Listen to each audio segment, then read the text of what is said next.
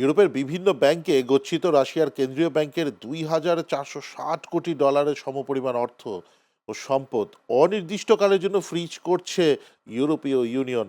গত শুক্রবার ব্রাসেলসে ইউর সদস্য রাষ্ট্রগুলোর বৈঠকে এই সিদ্ধান্ত গৃহীত হয়েছে। ইউর কর্মকর্তারা জানিয়েছে, ফ্রিজ করা এই অর্থ যুদ্ধ বিধ্বস্ত ইউক্রেনের পুনর্গঠন এবং রাশিয়ার সম্ভাব্য হামলা থেকে সুরক্ষা নিশ্চিত করতে ব্যয় করা হবে।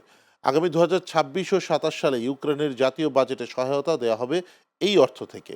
ইইউর সিদ্ধান্ত অনুযায়ী 2026 এবং 2027 সালে ইউক্রেনকে বাজেট সহায়তা হিসেবে এই ফ্রিজ করা অর্থ থেকে $1,600 কোটি ঋণ হিসেবে প্রদান করা হবে। তবে এক্ষেত্রে ইউক্রেনকে একটি শর্ত পালন করতে হবে।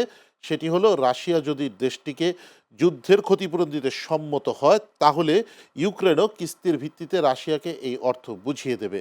আগামী 18 ডিসেম্বর ইউরোপীয় ইউনিয়নের বৈঠকে দাপ্তরিকভাবে এ সিদ্ধান্ত চূড়ান্ত করা হবে বলে জানিয়েছেন ইইউর কর্মকর্তারা।